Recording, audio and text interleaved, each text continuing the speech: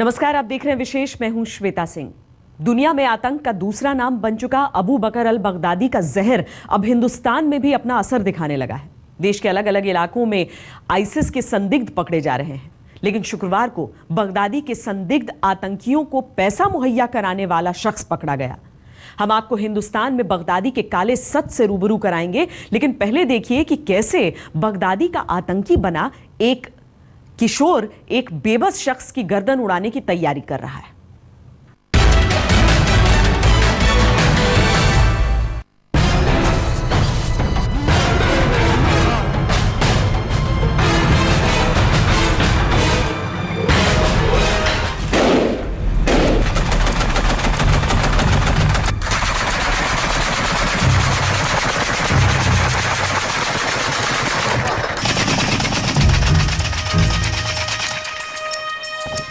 इंसानियत के कत्ल की खूंखार मानसिकता जब बच्चों का शगल बन जाए तो मान लीजिए कि दुनिया के लिए चेत जाने का समय आ गया है।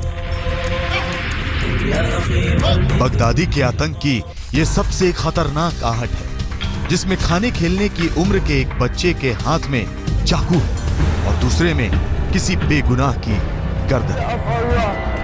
उम्र की परिभाषा इसे नाबालिग बताएगी, लेकिन इसके दिमाग में आईएसआईएस ने कैसा जहर भर दिया है, ये इसकी जुबान से निकलता है। And you spend money on to fight the Sharia of Allah. You will destroy them bi-idhnillah.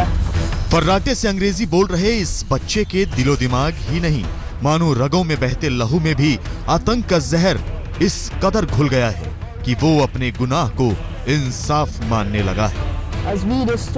और इसी तरह आतंक को इंसाफ मानने वाले सिरफिरे सिर्फ सीरिया और इराक में ही नहीं, हिंदुस्तान में भी घूम रहे हैं।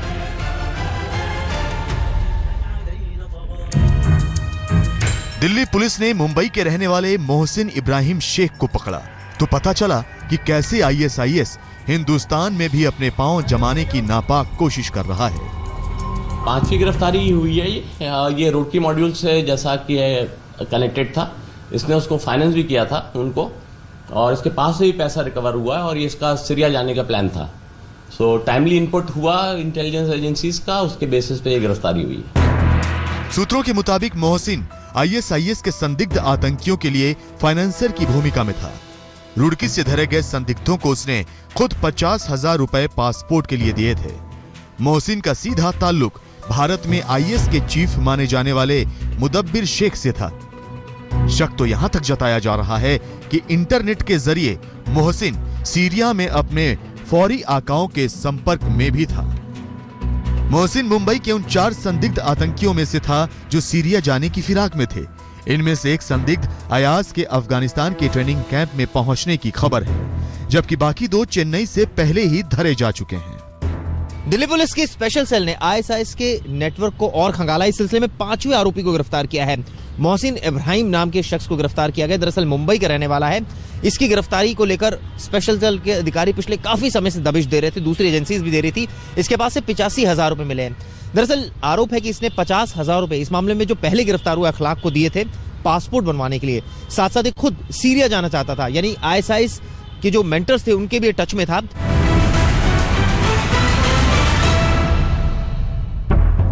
आईएस का दायरा धर्म के दायरे से बाहर निकलता दिख रहा है। शुक्रवार को दिल्ली में मोहसिन धरा गया तो गुरुवार को गोवा में समीर सरदाना, जो सेना के एक रिटायर्ड मेजर जनरल का बेटा है। इन्वेस्टिगेशन चल रही है, उसकी गतिविधियां उन्होंने संदिग्ध पाई। उसके 5 उन्होंने पासपोर्ट पाए, कुछ मोबाइल भी 4 पाए, तो इसलिए उसकी गतिविधियां ऐसी लग रही हैं। तो अभी किस चीज का वो अपराधी है वो अभी से नहीं कहा जा सकता। समीर सरदाना का बैकग्राउंड ही उसके बारे में शक की बुनियाद बना। आपको बता दें कि समीर देहरादून में रहने वाले रिटायर्ड आर्मी ऑफिसर का बेटा है। 40 साल का आरोपी समीर दून स्कूल से पढ़ाई कर चुका है। मुंबई में रहने वाला समीर पेशे से चार्टर्ड अकाउंटेंट है। कई एमएनसी में काम करने वाला समीर हांगकांग, मलेशिया, यूएई में काम कर चुका है। लेकिन समीर सरदाना पुलिस के रडार पर इसलिए आया क्योंकि वो वास्को रेल स्टेशन पर अकेले बैठकर लैपटॉप पर काम करते देखा। शक होने पर उसे गिरफ्त में लिया गया तो उसके पास से 7 मोबाइल और 5 पासपोर्ट मिले।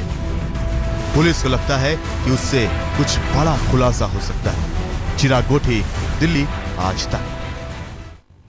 बगदादी के खतरे का साया देश के करीब 10 राज्यों में मंडरा रहा है। सबसे बड़ी बात यह है कि आईसिस तो लश्कर और जैश के आतंकियों की तुलना में 4 कदम आगे बढ़कर और बड़े आतंकी हमलों की फिराक में घूम रहा है। तभी सुरक्षा एजेंसियां इसी साल बगदादी के 21 संदिग्ध आतंकियों को अब तक गिरफ्तार कर चुकी हैं। बगदादी के एजेंट भारत में तेजी से आईएसआईएस से जुड़ने वाले संदिग्धों की गिनती में इजाफा हो रहा है। जाहिर है कि ये चिंता की बात है। 5 फरवरी को दिल्ली से इब्राहिम सैयद नाम का एक शख्स गिरफ्तार किया गया। 3 फरवरी को मेजर जनरल का बेटा समीर सरदाना गोवा से गिरफ्तार किया गया। 1 फरवरी को भोपाल से एक 24 साल के युवक को आईएसआईएस से संपर्क रखने के आरोप में गिरफ्तार किया गया। 22 जनवरी को देश के 5 राज्यों से 14 संदिग्धों को गिरफ्तार और हिरासत में लिया गया। 19 जनवरी को उत्तराखंड के मंगलौर से 4 संदिग्धों को पुलिस ने गिरफ्तार किया।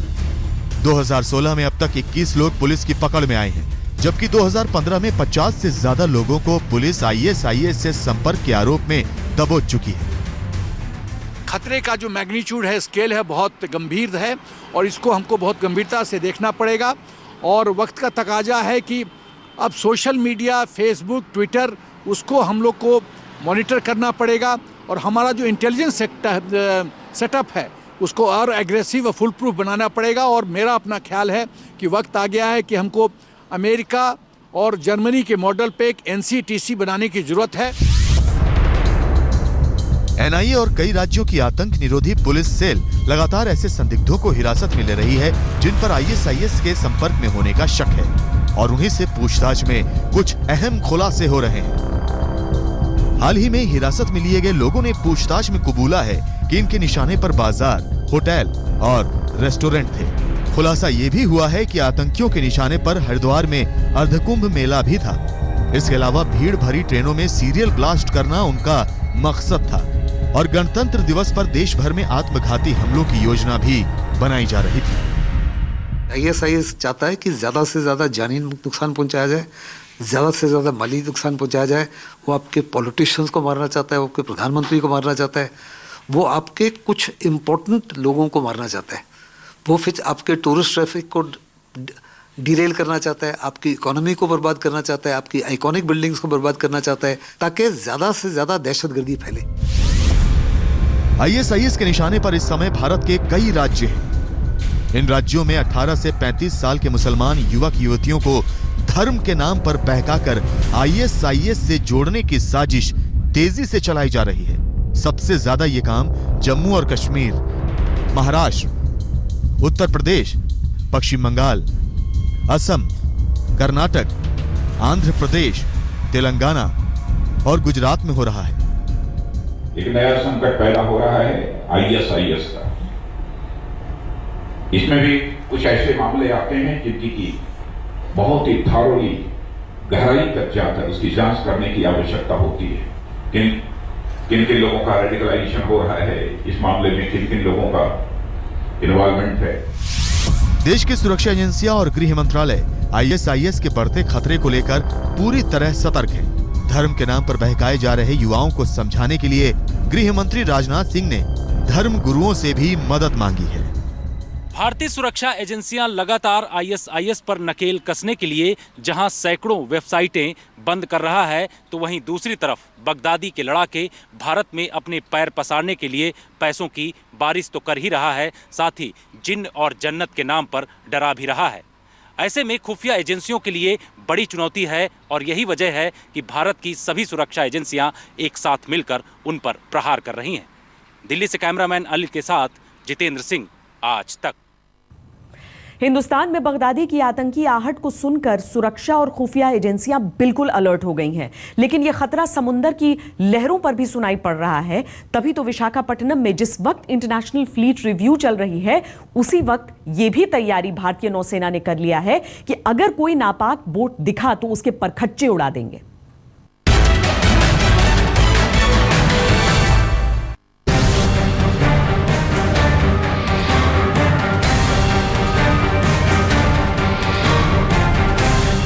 बगदादी का दायरा देश के भीतर धीरे धीरे फैल रहा है। देश के कई राज्यों में उसके एजेंट अब तक पकड़े जा चुके हैं और पूछताछ में खुलासा हो चुका है कि इनका मकसद देश की महत्वपूर्ण जगहों पर हमले करना है। भारत सरकार, गृह मंत्रालय, NIA और तमाम राज्यों की आतंक निरोधी पुलिस सेल लगातार ISIS के संदिग्धों पर निगरानी बनाए हुए हैं और पूरी तरह सतर्कता बरती जा रही है।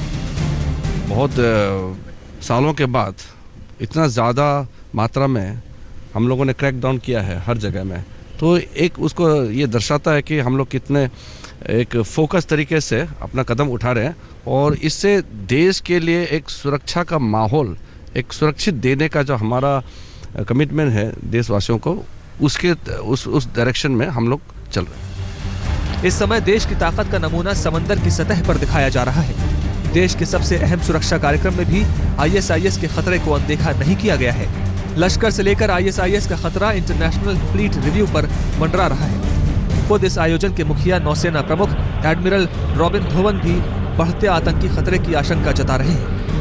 एक हम सेमिनार का आयोजन कर रहे हैं। इस सेमिनार का जो थीम है वो है partnerships for a secure maritime future. तो मैरीटाइम सिक्योरिटी को लेके जो भी बातचीत है, चाहे वो आतंकवाद से हो, मैरीटाइम टेररिज्म से हो या बाकी चैलेंजेस के हों, वो सब मुद्दों पे इस सेमिनार में भी बातचीत रहे। इंटरनेशनल फ्लीट रिव्यू के दौरान विस्फोटकों से भरी कोई छोटी सी बोट भी बड़ा धमाका कर सकती है, इसलिए नौसेना कोई मौका नहीं देना चाहती। विशाखापत्तनम के समंदर में गहरे पानी और पानी के ऊपर हर हरकत पर नजर रखी जा रही है। राष्ट्रपति और PM मोदी के आने से ठीक पहले नौसेना ने बंगाल की खाड़ी में ऑपरेशन हाई अलर्ट को अंजाम दिया। पूरी तैयारी है, अलग अलग लेवल्स हैं, अलग अलग टियर्स पे हमने सिक्योरिटी अरेंजमेंट्स किए हैं और हमने कोशिश की है कि हम इस पूरे एरिया को, जो रिव्यू एंकरेज है, उसे पूरा सिक्योर रखें। इस वक्त विशाखापत्तनम के समंदर में 70 से ज्यादा जंगी जहाज खड़े हैं। पूरी दुनिया की नजर इस कार्यक्रम पर है। ऐसे में आतंक की किसी भी साजिश को नाकाम करने के लिए देश पूरी तरह तैयार है। बगदादी हो या फिर पाकिस्तान की धरती से चलाया जा रहा आतंकवाद, सरहदों, देश के भीतर की जमीन से लेकर समुद्रों तक पर चौकसी बढ़ा दी गई है। मंजीत नेगी, विशाखापत्तनम, आज तक। हिंदुस्तान का हाल देखा, लेकिन ये देखना बाकी है कि कैसे बच्चों के दिलो दिमाग में जहर भर रहा है बगदादी। दिखाएंगे इस ब्रेक के बाद। आप देखते रहिए विशेष।